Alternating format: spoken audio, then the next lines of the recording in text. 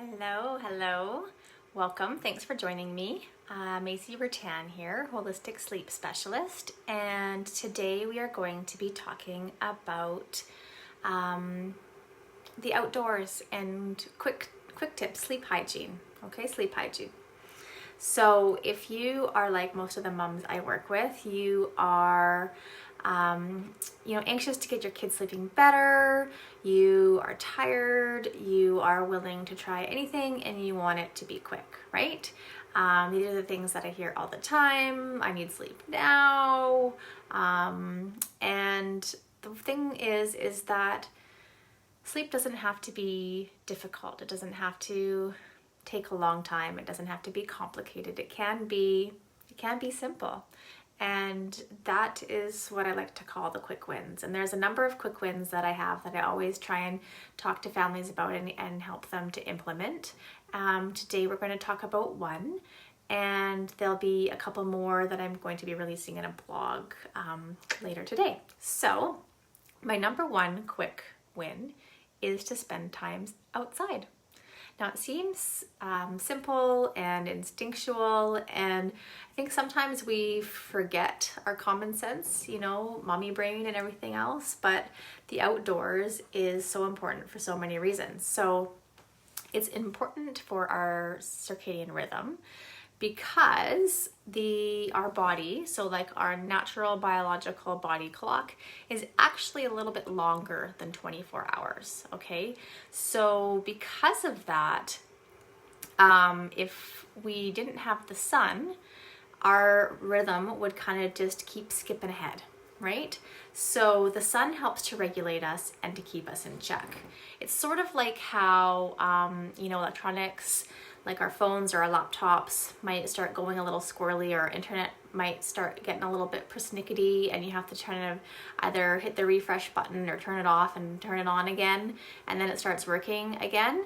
The sun kind of does that to our bodies. It helps to regulate all of the rhythms. Now there's a couple other ways that you can do this as well, but the sun is kind of the tried and true method for keeping our body rhythms in check. So if we don't get outside enough, what can happen is that our bedtimes can kind of shift a little bit later.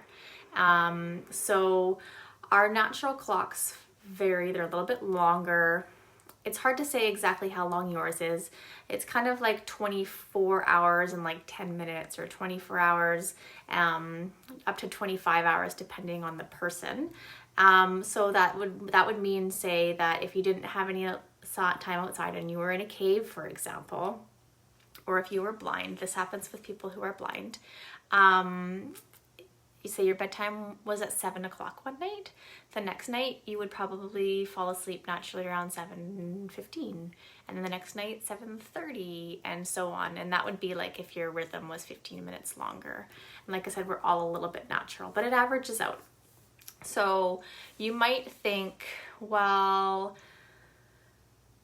that's okay, because right now we're waking up at 5 in the morning, and I'm tired of waking up at 5 in the morning or 6 in the morning or whatever it is, and I could use a little bit of sleep in. Problem is that later bedtimes don't always mean later mornings. Often if you don't get your timings right, kids can wake up even earlier in the morning, I find, and that has to do with kind of a little bit of overtiredness and a buildup of cortisol and sleep cycles that kind of don't leap onto each other, and so on. But it can. So the moral of the story here is to get outside during the day. The sun is good for vitamin D, it's good for your sleep, it's also good for our mood. It's good, especially now that the days are getting shorter. It helps with mood, okay? So the next thing to think about is a little quick take-home practical tip, because I'm all about the practical tips, is to, if your little one's still napping, open the blinds. Don't let them sleep in the dark. I know it kind of goes contrary to instinct, because most of us prefer to sleep in the dark. Kids can develop a preference, but most of them are okay with it. You may need to kind of open the blinds after they fall asleep if they're going to have a hard time falling asleep in a bright room, or if they like to look around and that kind of thing. but honest to goodness, open those blinds while they're napping, because we're supposed to be in the daylight, and so that dark can confuse our bodies.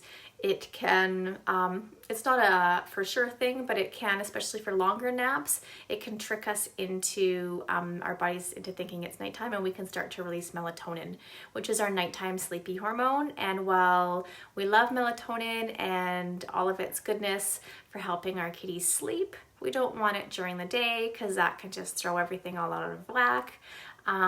So go in, open up the blinds, and